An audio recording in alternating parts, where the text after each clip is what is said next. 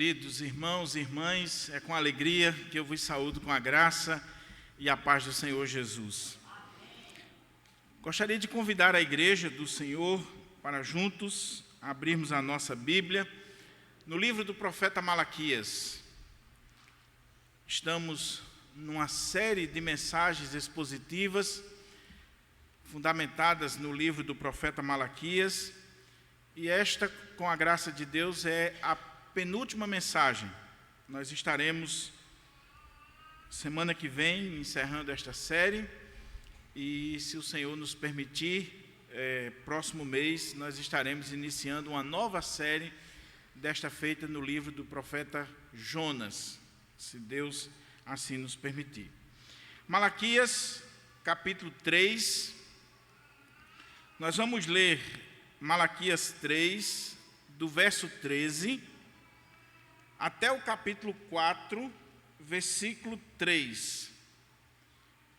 É a unidade de pensamento ou parágrafo, a perícope completa que nós estaremos refletindo. Então, Malaquias, capítulo 3, versos 13 ao capítulo 4, verso 3. Diz assim a palavra do Senhor. Para aqueles que nos visitam, nos acompanham, nós estamos utilizando a versão Almeida Revista e Atualizada, que é a versão padrão ou praxe da Igreja Presbiteriana. Diz assim a palavra do Senhor: As vossas palavras foram duras para mim, diz o Senhor. Mas vós dizeis: que temos falado contra ti? Vós dizeis: inútil é servir a Deus. Que nos aproveitou termos cuidado em guardar os seus preceitos e em andar de luto diante do Senhor dos Exércitos? Ora, pois, nós reputamos por felizes os soberbos. Também os que cometem impiedade prosperam. Sim, eles tentam ao Senhor e escapam. Então, os que temiam ao Senhor falavam uns aos outros. O Senhor atentava e ouvia. Havia um memorial escrito diante dele para os que temem ao Senhor e para os que se lembram do seu nome. Eles serão para mim particular tesouro naquele dia que preparei, diz o Senhor dos Exércitos. Poupá-los-ei como um homem poupa seu filho que o serve. Então vereis outra vez a diferença entre o justo e o perverso, entre o que serve a Deus e o que não serve. Pois, eis que vem o dia, e arde como fornalha. Todos os soberbos e todos os que cometem perversidade serão como restolho. O dia que vem os abrasará, diz o Senhor dos Exércitos, de sorte que não lhes deixará nem raiz nem ramo. Mas para vós outros que temeis o meu nome, nascerá o sol da justiça, trazendo salvação nas suas asas. Saireis e saltareis como bezerros soltos da estribaria. Pisareis os perversos, porque se farão cinza debaixo das plantas de vossos pés, naquele dia que preparei, diz o Senhor dos Exércitos. Amém. Vamos orar ao nosso Deus, vamos pedir a Ele que nos abra a porta à palavra, que fale o nosso coração e que nós possamos sair daqui realmente conscientes de que fomos instruídos, edificados pela palavra do Senhor. Pai querido, estamos diante da Tua palavra, palavra inspirada, palavra viva, inerrante, infalível, suficiente para os nossos corações. Ó Deus, que o Teu Espírito Santo que inspirou esse texto possa agora trazer luz ao nosso coração, discernimento espiritual, intrepidez, e que esse mesmo Espírito possa aplicar ao coração do Teu povo. Fala conosco, Senhor. Fala aquilo que nós precisamos e não pura e simplesmente o que nós queremos ouvir. Que as palavras dos meus lábios e o meditar do meu coração sejam agradáveis na Tua presença, ó Senhor, rocha minha e redentor meu. Amém. Amém. O tema que nós colocamos para esta penúltima mensagem da série de Malaquias, à luz desta perícope, é o memorial dos justos e o juízo dos ímpios. O memorial dos justos e o juízo dos ímpios. E nós vamos ver que esse tema resume essa perícope assim, nas suas duas grandes divisões. De um lado o justo, do outro lado os ímpios. Mas antes, à guisa de introdução, eu gostaria de trazer à sua memória uma data extremamente importante para todos nós. O ano era 1517. E quando pensamos em 1517, nós pensamos, por exemplo, na Reforma Protestante, em Martinho Lutero, dia 31 de outubro de 1517, nós temos essa data como uma das datas mais importantes para o mundo protestante.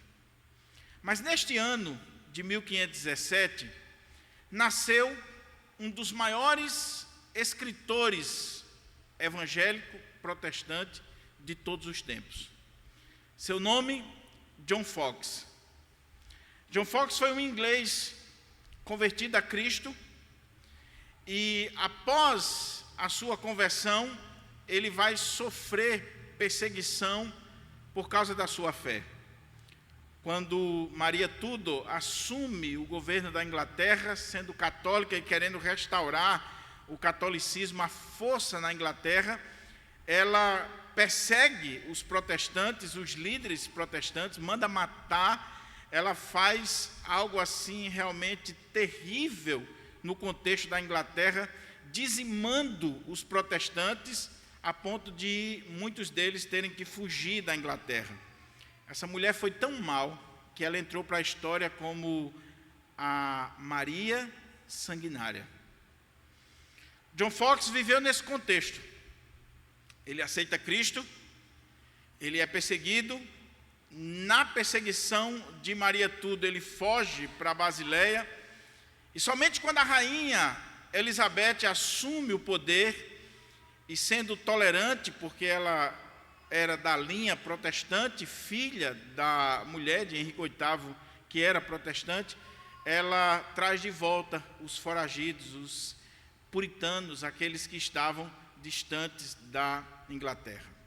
E quando esse homem volta, ele volta com algo especial. John Foxe escreveu, ainda fora da Inglaterra, ele começou a pesquisar e ele escreveu o clássico dos clássicos da literatura evangélica mundial, que é o chamado O Livro dos Mártires. Esse homem fez uma pesquisa. Esse homem foi consultar as atas, os documentos, os concílios, a história da igreja, para entender por que a igreja de Deus era tão perseguida, sofria tanto. Por que os protestantes sofriam? E ele vai escrever essa obra clássica em 1559, o Livro dos Mártires. Ele ganha a simpatia da rainha Elizabeth a ponto dela nomeá-lo bispo de uma das paróquias da Inglaterra. Ele tem muita influência nesse contexto do reino elisabetano. E o seu livro, o Livro dos Mártires, ele vai ser copiado e colocado nos púlpitos das igrejas da Inglaterra. Em todas as igrejas daquele período, você tinha uma Bíblia acorrentada no púlpito e uma cópia do Livro dos Mártires ao lado, acorrentado também para que ninguém roubasse. Esse livro, como eu disse, narra a história dos mártires. Ele vem desde a era apostólica, desde os primeiros séculos, até o contexto que ele viveu, o contexto da Reforma Protestante na Inglaterra, isso século XVII e início do século XVIII. Esta semana, eu estava na livraria, como de costume, e achei uma edição do Livro dos Mártires belíssima. Eu tenho um livro dos mártires, já li, mas essa edição da Pão Diário me chamou a atenção. Uma edição envelhecida, um livro grande, capa dura, um trabalho assim realmente brilhante, com fotos, com obras de arte, de artistas da Idade Média, e eu não resisti, comprei. E fui reler. E é preciso coração, é preciso orar a Deus e dizer: Senhor, tem misericórdia da minha vida. Porque já no 2º capítulo, quando John Foxe narra a história das 10 perseguições oficiais do Império Romano, e você vê ali o sangue, a carnificina, o quanto o povo de Deus sofreu para que eu e você hoje à noite estivéssemos aqui. Você tem que ter estômago para ler, você tem que ter coração, e você tem que ter um lenço do lado. Isso já no 2º capítulo. E aí ele vem até o século XVIII, mostrando o banho de sangue na história da igreja.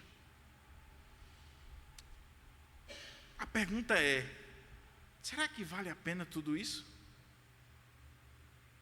Será que esse povo não morreu em vão? Será que esse povo não agiu de forma irresponsável? Será que um Policarpo, Irineu e tantos mártires da história da igreja não foram ingênuos, não foram inocentes, deram as suas vidas? Não podiam ter sido mais espertos e dizer assim: é só eu negar o Senhor e acabou.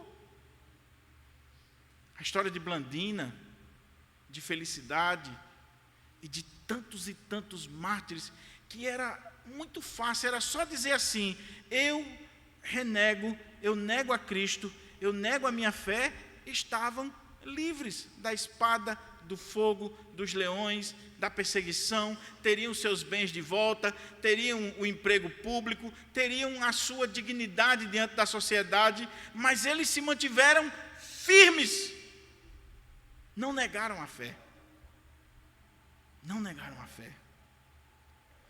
A pergunta é: valeu a pena? Será que vale a pena servir a Deus? Será que é útil servir a Deus? O texto que nós acabamos de ler, meus irmãos, trata exatamente deste ponto. Você lembra do contexto? O povo de Israel, pós-cativeiro, já na terra prometida, já com o templo reconstruído, vivendo as suas vidas, estavam ali e caíram na mera religiosidade. Haviam profecias que ainda precisavam se cumprir, e eles achavam que a glória, o poder bélico, econômico, político, social de Israel ainda não tinha chegado como eles queriam. Então, com certeza, Deus falhou nas suas promessas. Aquilo que Isaías, Ezequiel e os profetas falaram não estava se cumprindo. O templo não era igual ao templo de Salomão. E o Senhor havia dito, através do profeta Ageu, que a glória do segundo templo seria maior do que a da primeira. E esse povo começa a desanimar. Esse povo começa a claudicar na fé, a tropeçar na fé. E nós vimos o contexto do livro de Malaquias. Sacerdotes que não pregam mais a palavra como deveriam. Estão negociando valores, negociando princípios, negociando o seu ministério.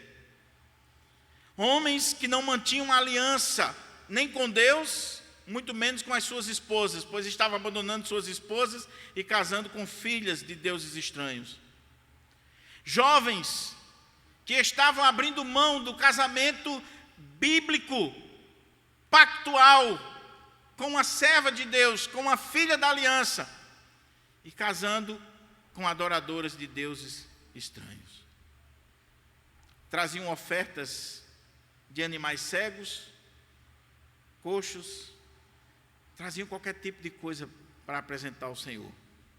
E ainda levantavam questionamentos sobre o amor de Deus, a providência de Deus, a bondade de Deus. E aqui, desde o capítulo 2, versículo 17, até o final, nós estamos vendo que esse povo está discutindo sobre a justiça de Deus.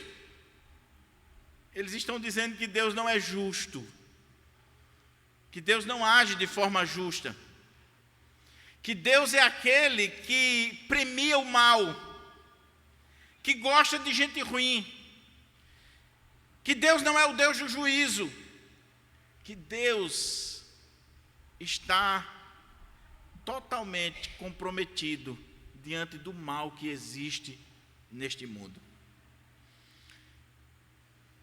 Capítulo 2, verso 17, até o capítulo 3, verso 5, nós vemos esse primeiro ponto, onde nós temos a discussão da justiça de Deus diante do mal no mundo.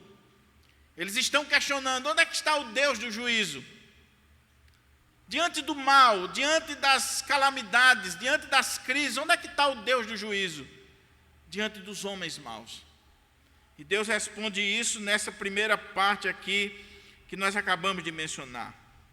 Depois o Senhor abre um parêntese, versículo 6 do capítulo 3, até o versículo 12, o Senhor fala que, apesar do povo estar clamando pelo Deus da justiça, eles não tinham noção do que eles estavam clamando, porque, além deles não entenderem que o juízo começaria pela casa de Deus, o juízo iria começar com os sacerdotes e com o próprio povo, eles precisavam voltar-se para Deus, eles estavam desviados, eles não eram convertidos de verdade. E a prova é que eles estavam sonegando os dízimos e as ofertas.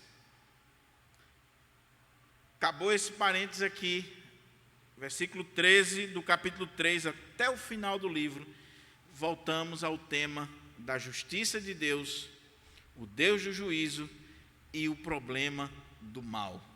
Essa é a estrutura aqui do final do livro de Malaquias. A discussão aqui é onde está o Deus do juízo ou a justiça de Deus diante do mal, das calamidades, das catástrofes e principalmente diante dos homens ruins. E aí Deus vai, mais uma vez, nesta última audiência,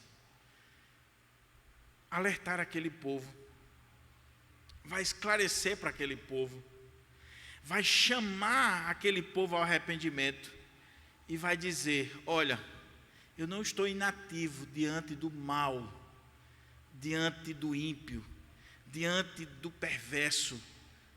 Eu tenho um dia reservado, o dia do juízo para estas pessoas. Agora, eles podem até estar vivendo de maneira próspera, nababesca, no fausto, no luxo, mas um dia eles serão punidos. Eles estarão diante do juízo. E aí sim, quando a fornalha do Senhor for acesa, não restará nada destes ímpios, destes homens maus. Mas para vocês, que são o meu povo, apesar das lutas, apesar das dificuldades, apesar dos problemas que vocês enfrentam nesta vida, para vocês nascerá o sol da justiça, trazendo salvação nas suas asas. Vocês vão correr como um bezerro solto na estribaria. Vocês vão se alegrar de forma tal neste reino, nesta nova dimensão, que vocês não têm noção da alegria que tomará conta de vocês, que não é essa alegria momentânea, passageira, de uma noitada, fruto de coisas deste mundo, é a alegria de estar na presença do Senhor. É a alegria do Senhor. É esse o resumo do texto. De um lado, Deus dizendo: eu estou prestando atenção e eu vou fazer justiça. Do outro, Deus dizendo: mas para vocês que temem o meu nome, eu tenho um memorial escrito com o nome de vocês. Vocês são a minha propriedade particular e eu tenho algo bom, algo especial reservado para vocês. Então vamos olhar para o texto e olhar para a divisão do texto e extrair daqui algumas lições para a nossa vida. O texto começa com a declaração de Deus, lembrando que todas as audiências têm a mesma estrutura. Deus faz uma declaração. E qual é a declaração de Deus? As vossas palavras foram duras para mim, diz o Senhor. Irmãos, veja o que Deus está falando aqui. A palavra dura aqui, ela também poderia ser traduzida como agressivas, impensadas, ferinas, duras. Aquele povo, lembre-se, nós não estamos falando aqui dos persas, não estamos falando dos assírios, não estamos falando do povo lá do Egito, estamos falando do povo de Deus, o povo de Israel, Judá, que ia ao culto, cantava louvores, dava oferta, fazia sacrifícios, meia boca, mas fazia. Mas naquele contexto, eles não só estavam pensando errado sobre Deus, como a gente viu na mensagem anterior, nas mensagens anteriores, eles estavam pensando: onde é que está o Deus do juízo? Deus só gosta de gente ruim, porque se Deus fosse realmente o Deus justo, verdadeiro, Ele iria punir. Mas agora eles não só estão pensando, eles falaram. O texto não diz como. O texto não traz mais informações, detalhes para nós. Mas Deus, que conhece a cada um de nós, que conhece o seu povo, é Deus quem está falando: as vossas palavras foram duras, foram agressivas, foram ferinas para mim, diz o Senhor. E aí o povo, de forma cínica, porque o problema aqui desse povo é o cinismo. O povo, de forma cínica, diz assim: que temos falado contra ti? O Deus dos céus, o Deus onisciente, o Deus todo-poderoso, que conhece a mim e você por dentro e por fora, Ele está fazendo uma declaração para o seu povo, e o seu povo colocando em xeque a declaração, da forma mais cínica: que temos falado contra ti. E aí vem a afirmação de Deus: vocês querem saber o que vocês estão falando contra mim? E que foram palavras duras, agressivas, ferinas. Vós dizeis: inútil é servir a Deus. Irmãos, se nós ouvíssemos isso aqui de um ímpio, de um povo pagão, até que daria para engolir. É a visão dele. Mas quem está falando essas palavras duras, que não vale a pena servir a Deus, não vale a pena dar ofertas, não vale a pena cultuar, não vale a pena estar no templo, é o povo de Deus. Palavras duras. E o Senhor está dizendo: olha, as vossas palavras foram duras demais. Que palavra, Senhor? Vocês não sabem? Vocês estão dizendo: inútil é servir a Deus. Não vale a pena. Não vale a pena viver para Deus, para a glória de Deus, servir a Deus. Por que essas palavras eram duras, meus irmãos? E por que Deus está chamando a atenção desse povo? Porque quando esse povo está dizendo que é inútil servir a Deus, que não vale a pena servir a Deus, O que está por trás aqui são coisas seríssimas. Primeiro, eles estão colocando em xeque o amor de Deus. O amor que Deus declara desde o primeiro capítulo, quando ele diz: eu vos amei. Eu amo vocês. Esse amor eletivo de Deus, que levou Deus a escolher aquele povo, um povo pequenininho, um povo insignificante, um povo que, diante das outras nações que existiam na época, por favor, Deus poderia ter escolhido o Egito, Deus poderia ter escolhido outras nações poderosas, ricas, mas Deus escolheu aquele povinho ali para ser o povo dele e resolveu amá-lo. E é esse povo que está dizendo assim: é inútil servir a Deus, e com isso eles estão colocando por terra e em xeque o amor eletivo de Deus. Mas não só isso. O que está por trás aqui é exatamente a questão da visão equivocada de Deus, principalmente relacionada à sua justiça. Porque o que levou esse povo a dizer isso aqui? Lembra do contexto? Por isso que é bom quando a gente prega sequencialmente. O contexto está na sua mente aí. As colheitas estavam falhando, o povo estava oprimido pelos persas ainda era uma nação escrava, e o povo estava dizendo assim: vale a pena realmente servir a Deus? Ele nos tirou lá do cativeiro, nos trouxe para cá, mas nós continuamos ainda sendo dominados pelos persas. Ele prometeu através de Isaías, de Ezequiel, de Ageu, que iríamos ter um período de glória. E cadê?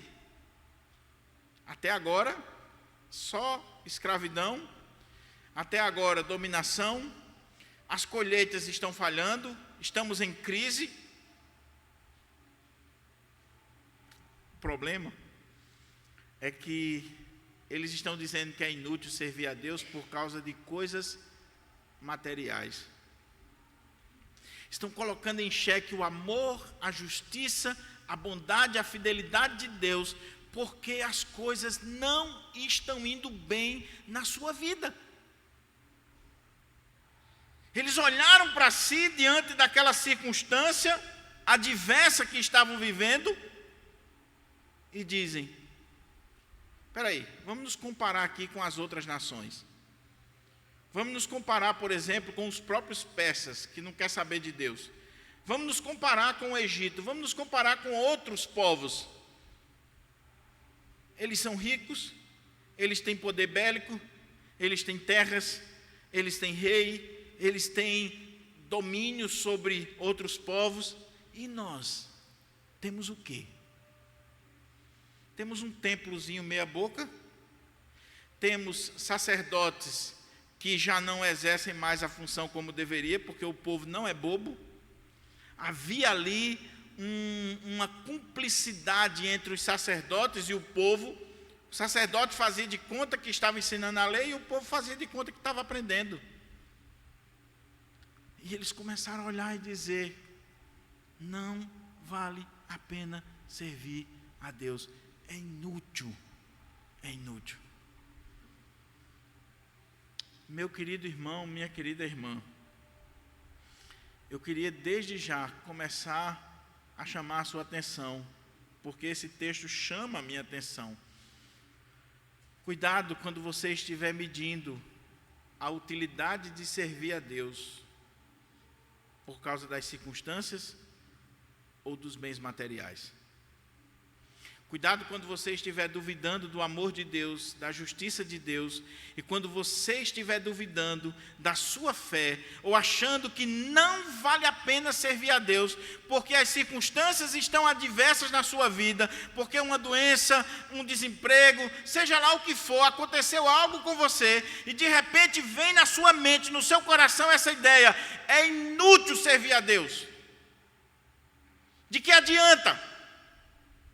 De que adianta? Eu sou crente, eu sou um servo de Deus, uma serva de Deus, nasci na igreja, sou dizimista, sou ofertante, vou para os cultos, estou lá dentro todo dia. E é só pancada. Aí meu vizinho, o miserável, não gosta de crente, não quer saber da palavra, não vai à igreja, nem a católica, nem um tipo de religião, é carrão do ano, saúde, casa boa, vive na beira da praia. Como assim? Será que vale a pena servir a Deus? Será que vale de fato a pena servir a Deus? Eu pergunto para você, isso nunca passou pela sua mente? Isso nunca veio como uma seta no seu coração? Será que nunca alguém levantou isso diante de você? Olha para você, rapaz. Olha para você, menina. Olha para a sua casa. Vocês são crentes. Vocês são servos de Deus. Vivem na igreja. Mas está tudo dando errado. E aí, a seta maligna vem. É verdade. Será que vale a pena servir a Deus? Eu comecei a trabalhar desde criança, muito cedo. E chegou um momento na minha vida em que, por algumas circunstâncias, eu mesmo pedi demissão do meu trabalho na ótica que eu trabalhava. Acertamos as contas, meu patrão não queria abrir mão assim tão fácil, resolveu me arrendar o laboratório. Arrendei o laboratório, negociamos as contas e fiquei trabalhando. Passou alguns meses trabalhando com família, com amigos, eu vi que a coisa estava indo de água abaixo, resolvi entregar o laboratório. Iniciou um período de prova na minha vida de 2 anos e pouco. Com criança pequena, meu filho recém-nascido, e a prova foi grande. Batia nas portas, tentava de todas as formas.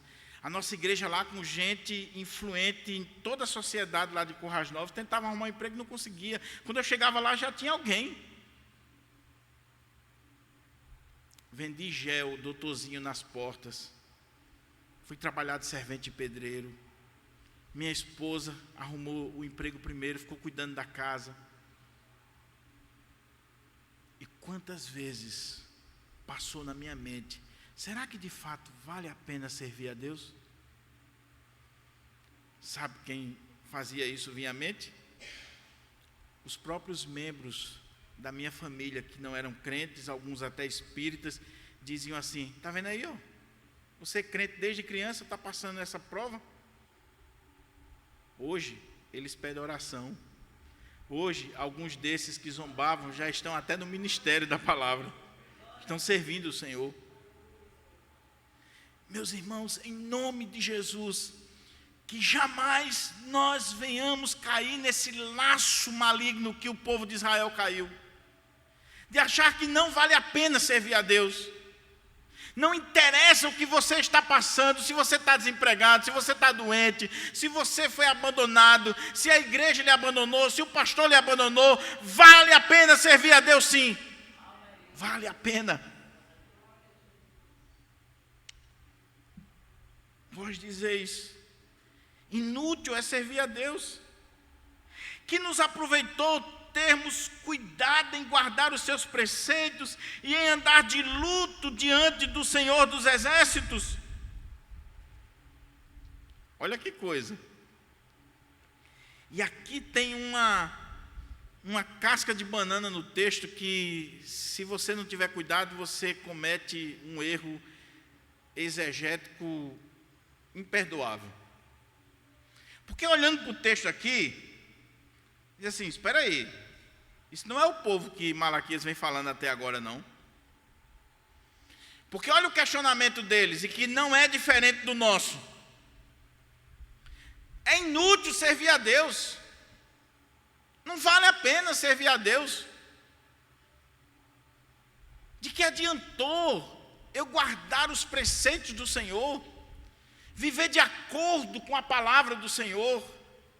Eu leio a Bíblia, eu oro, e aqui eles dizem, não, guardar os preceitos, andar de luto diante do Senhor. De luto aqui pode ser uma expressão que designa arrependimento, quebrantamento.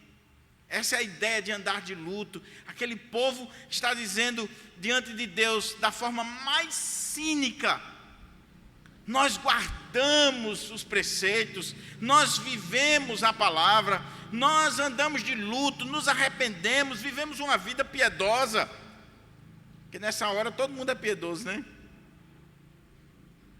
A pergunta é: eles viviam assim mesmo? Claro que não. Irmãos, quando nós temos uma avaliação errada acerca de Deus, naturalmente nós vamos ter uma avaliação também errada de nós mesmos. O conhecimento de Deus faz com que nós venhamos a conhecer a nós mesmos.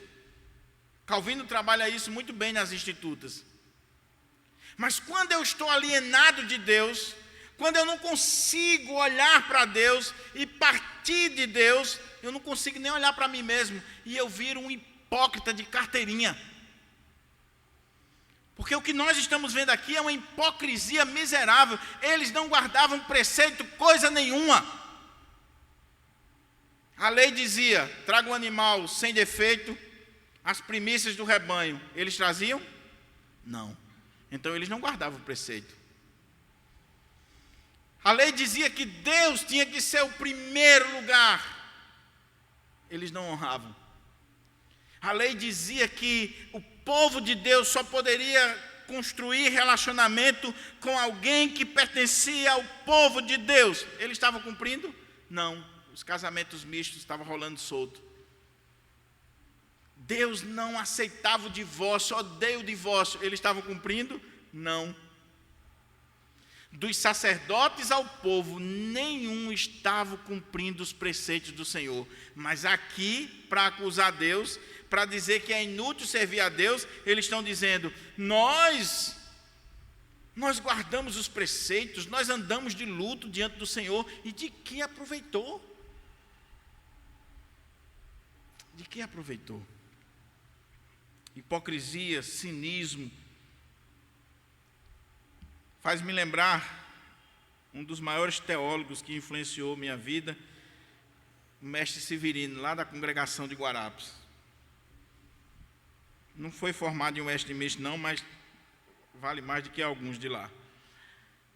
O mestre Severino, ele disse que um dia estava na loja, lá na cidade, ele era ourives, e ele disse que estava trabalhando lá, derretendo lá uma peça de ouro e tal, e escutou alguém no balcão conversando teologia, Bíblia. Os ouvidos dele já ficaram aguçados.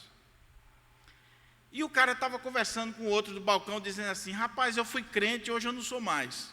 Por quê, cara? Por que você não é crente? Não, eu não sou mais crente não, porque eu vi que a Bíblia não é de fato assim como a gente acha, não. E o que foi que houve? O irmão Severino disse que estava ouvindo, lá no cantinho dele. É porque eu li na Bíblia, Davi dizendo que nunca vi um justo desamparado, nem a sua descendência mendigar o pão. E eu mendiguei, eu fiquei desempregado, eu passei necessidades. Então a Bíblia não é a palavra de Deus. O irmão Severino disse que na hora não aguentou, desligou o maçarico, chegou lá e disse: meu jovem, dê licença aqui entrar na conversa de vocês. Olhe, quando Davi disse isso, ele falou do justo, não foi de um miserável e do hipócrita como você não. Tenha vergonha na cara, vá dobrar o joelho ali no sol quente e pedir perdão a Deus. Ele está falando do justo, do justo. Ou seja, o que eu quero dizer com isso? O erro não está em Deus, não está na palavra de Deus, o erro está em nós. Aquele povo não estava prosperando porque não estava trazendo os dízimos da forma correta, como a aliança dizia. Aquele povo não estava prosperando porque não estava cumprindo o pacto, a aliança que Deus estabeleceu com eles e que está muito claro lá em Deuteronômio. Então a questão não era que é inútil servir a Deus, não é que não vale a pena servir a Deus, é que eles não estavam servindo a Deus da forma correta. E ainda, de forma cínica, hipócrita, estavam dizendo que cumpriam os preceitos, que andavam de luto, que viviam na presença do Senhor. Eu não tenho os anos de ministério que o pastor Romeu tem, dá para ver pela careca. Mas eu já aprendi uma coisa. Quando um crente chega reclamando muito da vida, de Deus, de tudo, do casamento, o cara quer se separar, ou está revoltado com a vida, uma perguntinha básica que o pastor deve fazer no gabinete pastoral e que já resolve mais de 50% da situação. Meu irmão, como é que está a sua vida com Deus? Dr. Martin Lloyd Jones dizia, e ele era médico, ele tinha isso muito fundamentado na sua mente. Nós não devemos ficar ligados aos sintomas, nós temos que ir à causa. Então, o Dr. Martin Lloyd Jones dizia que quando um casal chegava a ponto de se separar no gabinete pastoral, ele ia perguntar: como está a vida de oração de vocês, de leitura da palavra, a vida com Deus? E geralmente a gente descobre que já faz um tempinho que essas pessoas estão distante de Deus. E isso vai refletir no casamento, nos negócios, na vida como um todo. O problema aqui, meus irmãos, por favor, é que esse povo não estavam vivendo a vida com Deus, a ponto de Deus dizer no parágrafo anterior: voltem-se para mim, convertam-se, mudem. Mas em que, Senhor, nós vamos voltar para o Senhor se converter? Ah, vocês querem saber que vocês estão desviados? Vocês estão me roubando, miseráveis. Os dízimos, as ofertas, vocês não estão trazendo da forma correta. Deus não é aquele que vai premiar a hipocrisia, o cinismo.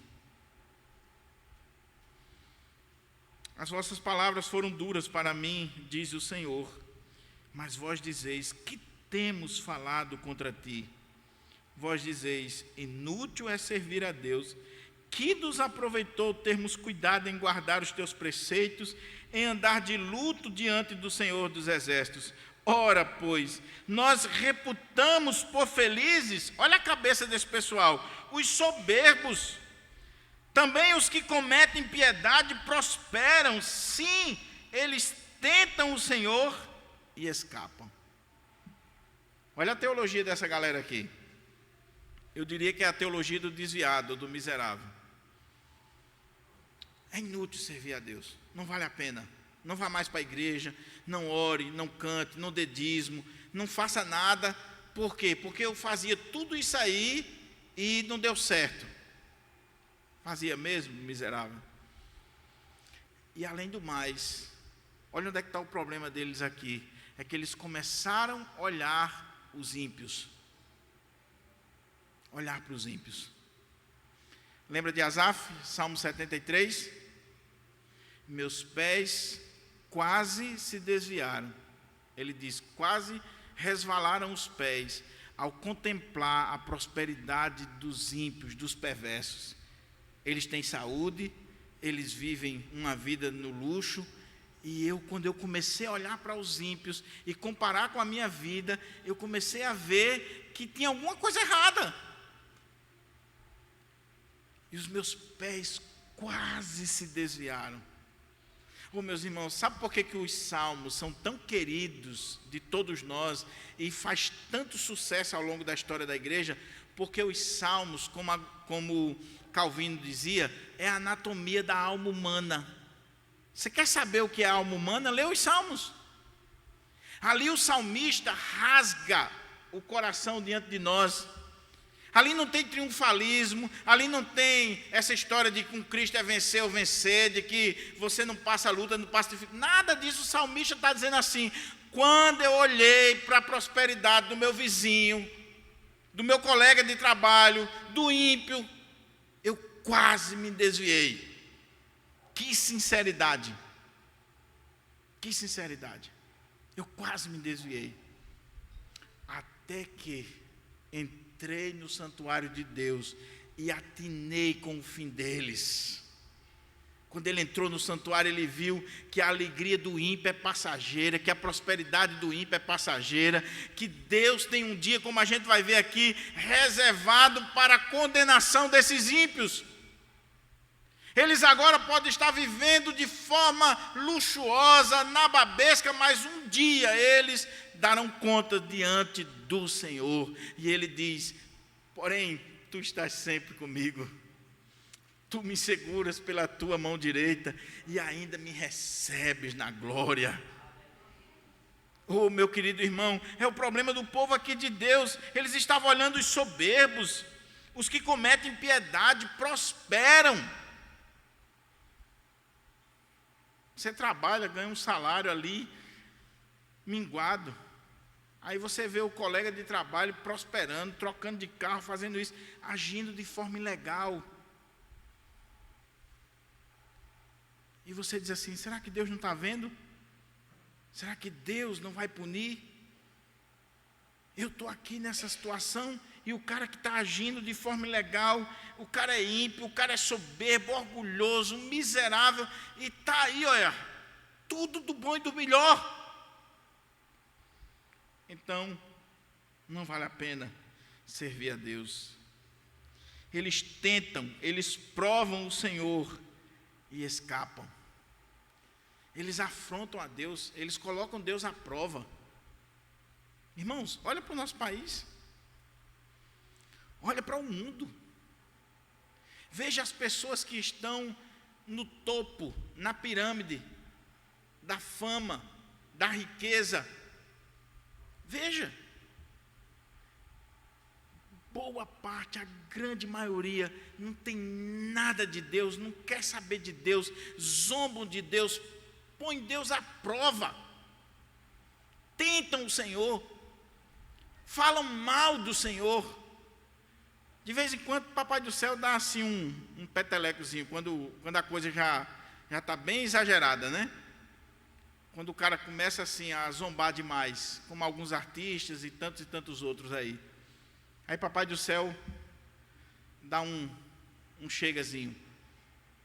Mas não é o que a gente vê sempre. O que a gente vê é aquele que é ímpio, aquele que é soberbo, aquele que tenta o Senhor, muitas vezes vivendo no patamar mais alto da nação, galgando cada vez mais riquezas, luxo, e todo mundo olhando e aplaudindo. E se a gente não tiver cuidado, nós vamos invejar os ímpios. Então essa é a primeira parte do texto. É quando nós estamos questionando se vale a pena servir a Deus. Você já fez esse questionamento na sua vida? Você tem enfrentado lutas, você tem enfrentado provas, você tem passado assim uma magrela na sua vida, e aí esse questionamento tem vindo diante de você. Primeiro, pergunte-se: você realmente é um servo de Deus? Você pode realmente fazer alusão àquilo que está sendo dito aqui? Você vive de acordo com a palavra de Deus? Será que você não está tirando os olhos de Deus e colocando os olhos nos homens? Na prosperidade dos homens? Aí nós temos a segunda parte do texto. Olha o que é que diz o versículo 16. Na primeira parte nós temos esse diálogo de Deus com o povo, onde Deus declara algo, o povo questiona e Deus vem e prova que o povo falou palavras duras contra ele. Palavras ferinas, agressivas, que não valia a pena servir a Deus. Aí Deus vai responder dizendo: vale a pena sim. E vale a pena por dois motivos.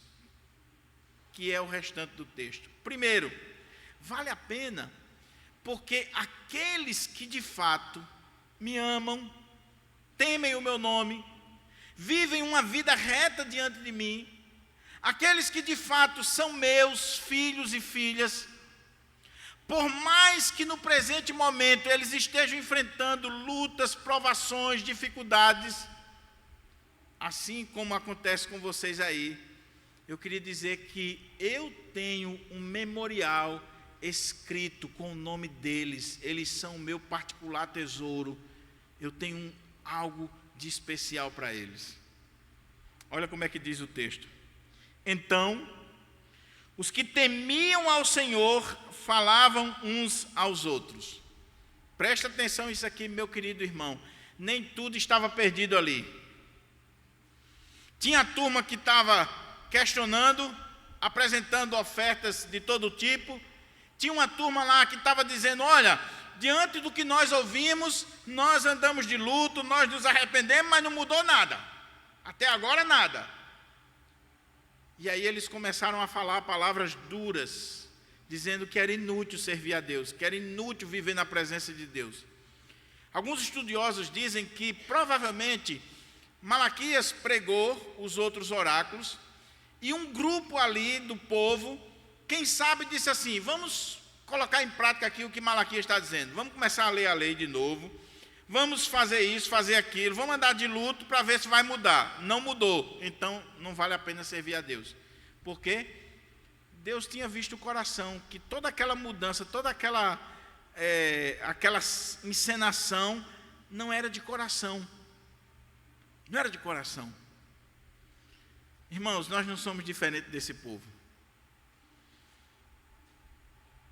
O miserável está desempregado, ele quer que a igreja tenha culto de oração de 5 horas, de 9, de meio-dia, e ele vem para todos os cultos. Porque está na prova, está na macaca. Olha, pastor, eu leio a Bíblia, eu oro, eu gosto de cantar louvor, para servir em quê? E muitas vezes Deus, por conhecer o coração e saber que aquilo ali é simplesmente hipocrisia, encenação, Deus não abençoa aquele ato, porque Deus conhece o nosso coração. Então o povo andou de luto, o povo pode ter tentado cumprir a lei, fazer a devocional, viver de acordo, mas era hipócrita. Mas no meio daquele povo hipócrita, diz o texto aqui, que então os que temiam o Senhor falavam uns aos outros. O texto não diz o que eles falavam, mas provavelmente, à luz do contexto, o que é que eles diziam? Ei, vale a pena sim servir a Deus. Gente, não vamos medir o amor de Deus pelas circunstâncias, pelos bens materiais, pelas coisas. O Senhor nos escolheu, o Senhor nos ama. E eles iam chamando a atenção uns dos outros, falavam uns aos outros, e o texto diz assim, e o Senhor atentava e ouvia. No meio daquela podridão e daquele povo hipócrita, tinha um remanescente fiel, porque Deus sempre mantém o remanescente fiel. Sempre. No meio daqueles que estavam dizendo e propagando que era inútil servir a Deus, Deus tinha um grupo ali dizendo assim, nada disso, vale sim a pena. Vale a pena servir o Senhor, ser fiel ao Senhor, cumprir a nossa parte na aliança, no pacto. Vamos lembrar da palavra do Senhor, vamos viver de acordo com o Senhor. E diz o texto que o Senhor atentava e ouvia. Cuidado, meu querido irmão, minha querida irmã, que Deus está atentando e ouvindo o que você está dizendo. As suas conversas na mesa, as suas conversas no trabalho, as suas conversas na casa do Senhor. Cuidado, cuidado. Há um hino da harpa cristã que sempre falou muito no meu coração, que diz, no mundo murmura-se tanto, entre os que cristãos dizem ser, em vez de louvores a pranto, fraqueza em lugar de poder. Aí diz, murmuram assim no deserto, em mar Israel murmurou, Ó, não vês que Deus está perto, jamais o seu auxílio negou. E aí diz, em vez de murmurares, canta um hino de louvor a Deus. Jesus quer te dar a vida santa, qual noiva levar-te para os céus. Oh, meu querido irmão, não murmure. Sabe o que é murmurar? É falar baixinho, é reclamar. Oh, meu querido, crente reclama e pastor, só a misericórdia, meu irmão. Só a misericórdia. Eu vou confessar um negócio aqui para você, para não falar do pecado dos outros, né? Eu vou falar do meu. Há uns anos atrás eu estava, Senhor, meus Deus, é tanta dificuldade em Pirangi, Senhor. Senhor, o senhor não está vendo, não? Será que vale a pena mesmo ser pastor de Pirangi? E eu estava lá enumerando os problemas, Damares. Aí, eu fui ler a carta aos Coríntios. Foi por isso que eu preguei a série. E quando eu li a carta aos Coríntios, aí eu disse assim, tá doido, cara? Graças a Deus por Pirangi, eu estou no lucro. Pirangi é uma bênção. Pirangi tem uns cabos assim trabalhosos, tem umas ovelhinhas assim que às vezes vira bode, quer vir para cima, mas a gente resolve. Mas a igreja de Corinto, Deus me livre. Graças a Deus por Pirangi. Ou seja, meu irmão, em vez de murmurar, veja as coisas boas, veja o lado bom da vida, veja o lado bom de servir a Deus. Olhe para a vida, meu irmão, sem estar com o olhar escuro. Olhe para a vida, vendo a beleza, as cores, a alegria do Senhor. Aquele povo saiu do cativeiro. Tinha uma terra, tinha um templo, tinha sacerdotes, tinha promessas. E estava murmurando, porque olhava para os persas, olhava para os egípcios, olhava para outros povos e queria ter o que eles tinham e não tem. Então, meu querido irmão, cuidado com a murmuração. Faça como esse povo aqui que o Senhor atentava e ouvia. Esse povo estava falando coisas boas. Oh, meu irmão, você tem uma bicicleta, dê glória a Deus, mas você está com a caminhonetona, cabine dupla, glória a Deus. Glória a Deus. O Senhor atentava e ouvia. Deus está ouvindo as conversas da nossa mesa, da nossa casa, do nosso dia a dia, e que Ele não vem ouvir murmuração, mas gratidão dos nossos corações. Gratidão. Aí sabe o que o texto diz? Então os que temiam o Senhor falavam uns aos outros, o Senhor atentava e ouvia. Deixa eu fazer esse parênteses aqui que eu não posso esquecer isso. Meu querido irmão, por favor, guarde isso aqui no seu coração. Eu desafio você a olhar a história da igreja. A gente sempre tem a tendência de focar no erro, no negativo. E de achar que tudo está perdido. Olhar para o texto aqui e achar que Judá, que a nação de Israel, todos eram hipócritas e perdidos ali. O texto está dizendo que tinha um grupo ali que temia o Senhor, que falava bem do Senhor, e que o Senhor estava vendo eles.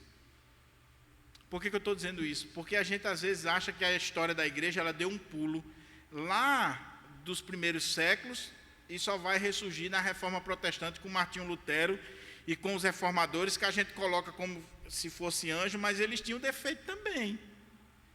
Lutero, Calvino, Zwinglio, Knox, todos eles tinham defeitos, eram pecadores igual eu e você. Igual eu e você. Quando a gente olha a história da igreja, mesmo naquele período da Idade Média, que a gente vê aquela instituição podre, aquela instituição corrompida, mesmo nesse período da Idade Média, 1000 anos, mais de 1000 anos, Deus sempre teve o remanescente fiel.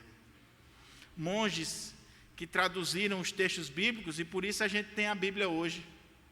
gente que ia para os desertos, gente que ia para as campinas, gente temente a Deus. E é isso que John Fox mostra no livro. Ele não mostra os mártires pura e simplesmente lá do primeiro século e dá um pulo para a reforma protestante. Ele vem desde o primeiro século mostrando os mártires da história da igreja, gente temente a Deus, muitas vezes dentro de uma instituição corrompida, pagã, falível, mas tinha gente lá crente, servindo o Senhor e adorando o Senhor.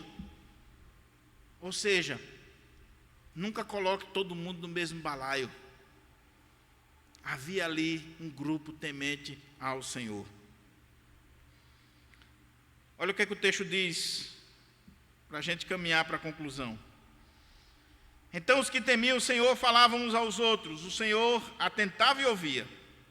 Havia um memorial escrito diante dele para os que temem o Senhor e para os que lembram do seu nome. Olha que imagem linda. Ontem nós tivemos aqui na nossa igreja uma oficina da Federação de SAFs sobre a produção, de memória de reunião.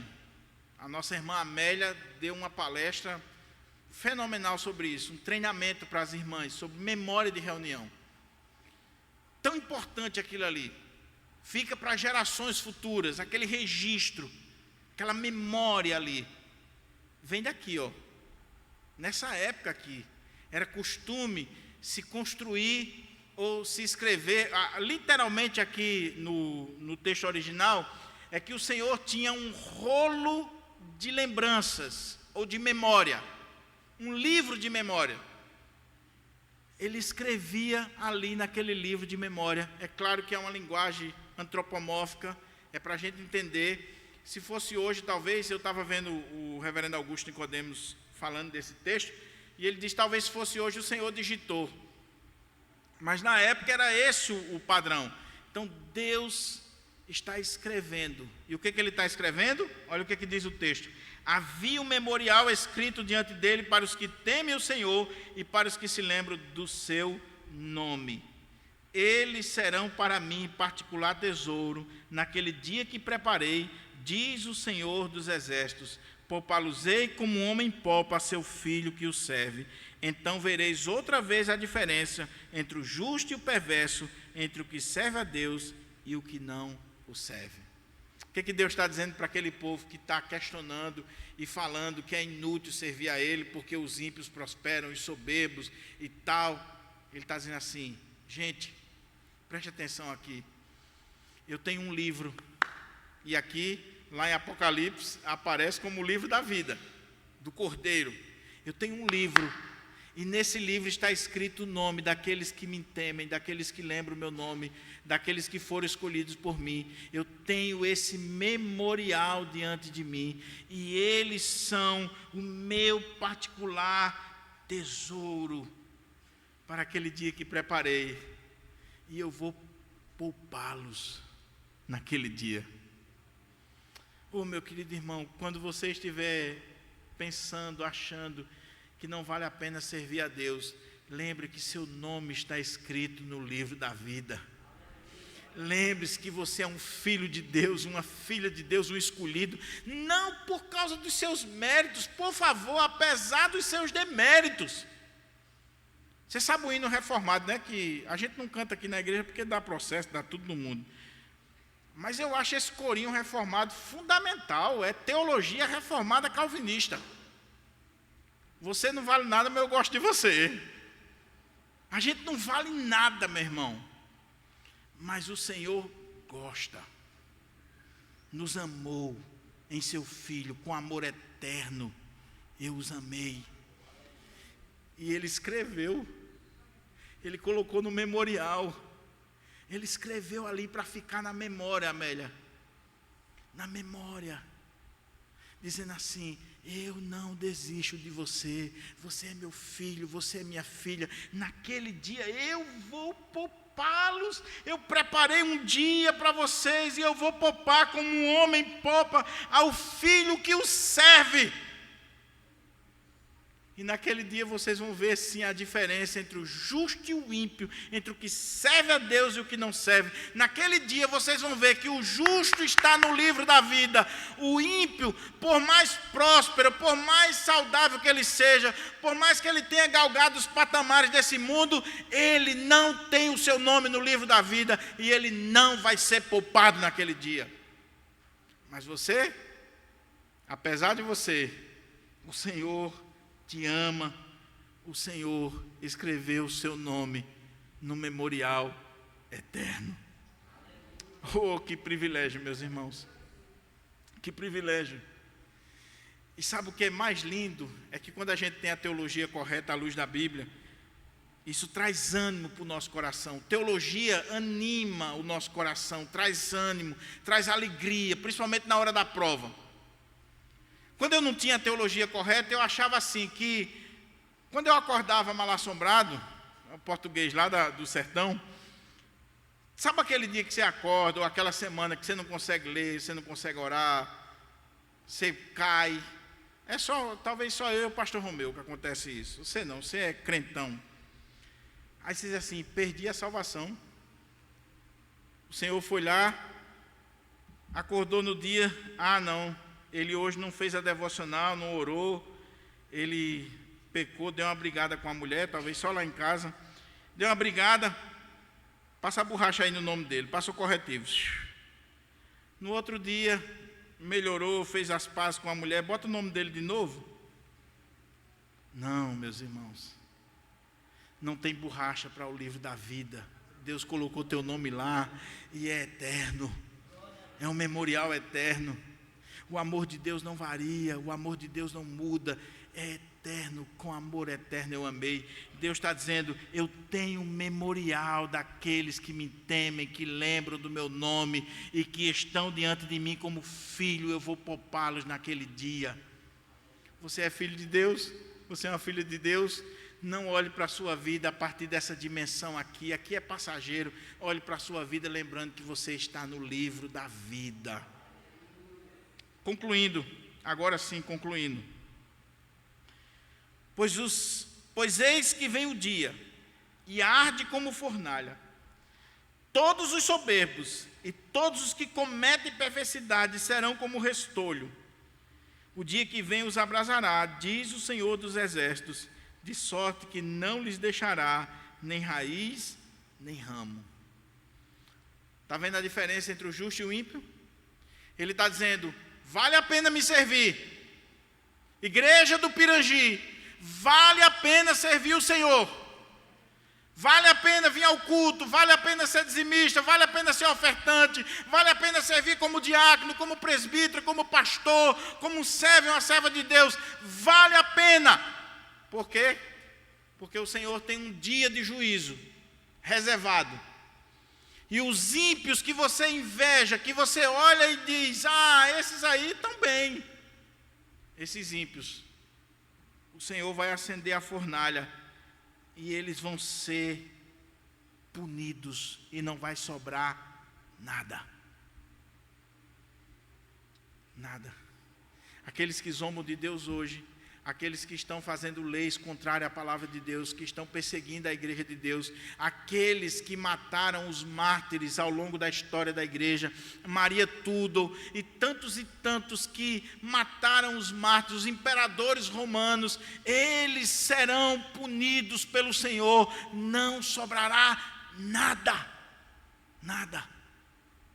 Aí ele diz, mas para vós que temeis o meu nome, nascerá o sol da justiça, trazendo salvação nas suas asas. Saireis e saltareis como bezerros soltos da estribaria, pisareis os perversos, porque se farão cinza debaixo das plantas de vossos pés, naquele dia que preparei, diz o Senhor dos Exércitos. Oh, aleluia! Oh, meus irmãos, eu não sei se você já teve essa visão de ver um bezerro sendo solto. Oh, meu querido, o dia da nossa libertação, o dia do raiar do sol da justiça, será um dia que não tem tradicionalismo que vai segurar o povo. não tem liturgia, não tem que ser assim, porque vai fugir do padrão. Não, se você for realmente servo de Deus, vai ser como um bezerro. Quando abre assim a porteira, ele sai pulando, ele sai feliz, porque ele foi liberto. Liberto. E olha que a imagem aqui, é claro, aqui é uma imagem gráfica para representar aquele dia. Meus irmãos, é muito mais glorioso do que isso aqui. Mas ele está falando no contexto agrícola, pastoril, na linguagem do povo, para o povo entender. Sabe, as trevas imperando, num contexto onde não tinha energia elétrica, treva mesmo. De repente nasce o sol. Que coisa maravilhosa. O sol vem nascendo. Diz os estudiosos que o momento mais escuro, não sei se essa informação é correta, mas é poucos segundos antes do sol nascer. Aí o sol nasce. E quando o sol nasce, aí você tem uma visão diferente das coisas. Aí você tem a vida aquecida. Aí, como diz o texto, ele vem trazendo salvação nas suas asas, uma imagem de libertação. Olha que coisa gloriosa. E vocês vão ser como bezerros soltos na estribaria. Na estribaria. Oh, meu querido irmão, deixa eu dizer uma coisa para você. É claro, ele está falando aqui escatologicamente. Mas nós já desfrutamos aqui dessa realidade escatológica. É claro, ele está apontando para o futuro. E veja, aqui são as últimas palavras do Antigo Testamento. Está se fechando as cortinas do Antigo Testamento. Após isso aqui, só 400 anos depois, quando João Batista aparecer, chamando o povo a arrependimento, mostrando o Cordeiro de Deus, o sol da justiça que está brilhando, trazendo salvação nas suas asas. E alegria para o povo, libertação para o povo. E essa salvação aqui, ela já começa hoje. Nós somos o povo que viu o sol da justiça nascer. Nós somos o povo que viu essa salvação sendo trazida como asas, trazendo libertação, alegria para o povo de Deus. Oh, meus irmãos, é uma realidade que você desfruta aqui. Às vezes eu me preocupo, principalmente com a nossa espiritualidade. Eu não gosto de falar dos outros lá de fora, não. Eu gosto de falar da nossa. Porque tem uns bacanas aí na internet que bate tanto nos pentecostais que ou ele tem vontade de ser pentecostal ou é uma crise, não sei. Vamos deixar de bater nos pentecostais, deixa os pastores pentecostais cuidar dele. Vamos cuidar de nós. Vamos olhar os nossos pecados. Porque se por um lado os pentecostais eles vão além na sua espiritualidade a ponto de muitas vezes exagerar no fervor, e nós que muitas vezes ficamos aquém? Por que nós só falamos daqueles que vão além? Dos exageros. Zombamos dos exageros. Mas uma criança, quando ela está saudável, quando ela tem vida, ela chora alto, ela brinca, ela pula, ela corre. E quando uma criança está doente, o primeiro sintoma é que ela começa a ficar quietinha. A gente tem que ter cuidado da dosagem certa. Nem a alegria eufórica, pura e simplesmente emocional ou emocionalismo, mas também a apatia pode ser sintoma de doença. E tem muita igreja nossa e muito pastor aí que está doente, que não crê no que prega, que não tem vida com Deus, e para abafar o seu pecado vai apontar os exageros dos outros, para não apontar a frieza do seu próprio coração.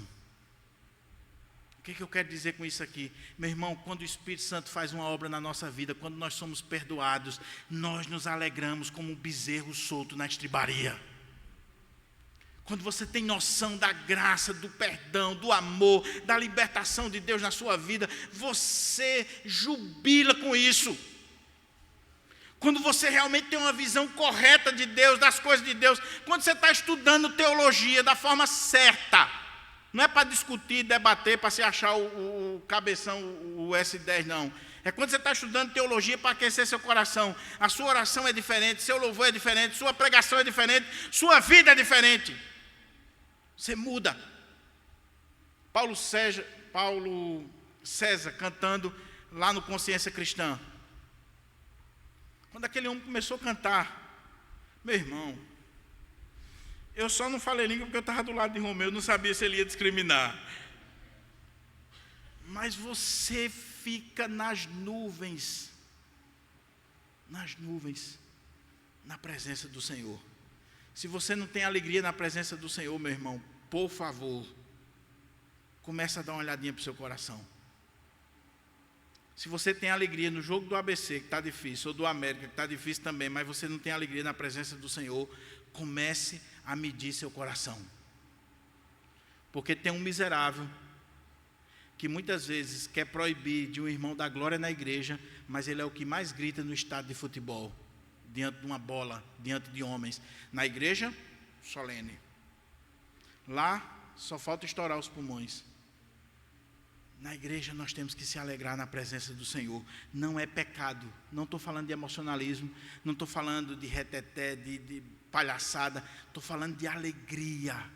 De alegria. Quando a gente canta, nós não estamos num velório. Tem velório que é mais alegre do que muito culto evangélico. Diz assim, poxa vida, eu vou para o velório que está mais alegre. Que Deus possa nos fazer ver isso aqui.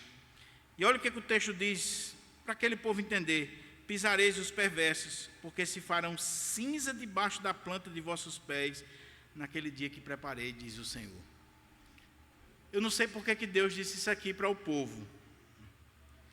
Mas eu sei que isso aqui é perigoso e Deus sabe por que Ele falou. Mas fica quase aquela ideia do sabor de mel. É claro que o sabor de mel não está correto, não. Mas o que Deus está dizendo aqui, sabe o que é, meu irmão? Lê o livro dos mártires, toda a história dos mártires. E você olha para aquela história de sangue, de injustiças, de tantas coisas. E você pergunta, valeu a pena?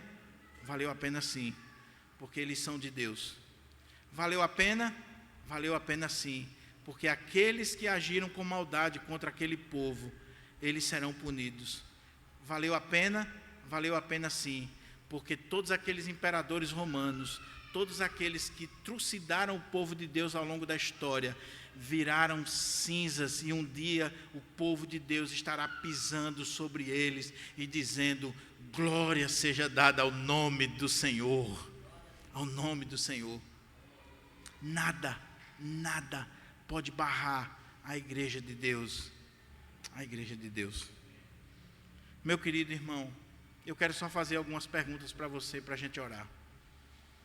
Primeiro, já veio o seu coração essa seta maligna de que não vale a pena servir a Deus? E isso tem feito você se afastar da igreja, se afastar dos irmãos? Ninguém se afasta da igreja de um dia para a noite, por favor. Por favor. A pessoa se afasta quando ela começa a pensar assim, não vale a pena estar na igreja. E aí ela vai botar a culpa no pastor, vai botar a culpa na SAF, vai botar a culpa no grupo de louvor, vai achar um culpado. Mas porque na mente dela não vale mais a pena servir a Deus. Cuidado com essa ideia. Segunda coisa, você já tem consciência que teu nome está escrito no memorial eterno, no livro da vida? Você tem consciência que você é um filho e uma filha de Deus? Muito mais importante do que qualquer cargo neste mundo é você saber se você é um filho ou uma filha de Deus. É muito mais importante. John Fox abriu mão da vida que ele tinha na Inglaterra para ser um perseguido, porque ele se via como um filho de Deus. Os mártires morreram por causa disso. Irineu, Policarpo e tantos outros, que diziam, a minha vida aqui já não é preciosa para mim mesmo, contanto que complete a minha carreira e o ministério que recebi do Senhor. E a terceira coisa que eu quero perguntar para você de coração, assim como para mim eu pergunto, você tem essa alegria aqui na sua alma, meu irmão? Você pode até não fazer o que o texto diz aqui. Um dia a gente vai fazer, o texto está falando escatologicamente, ele vai fazer.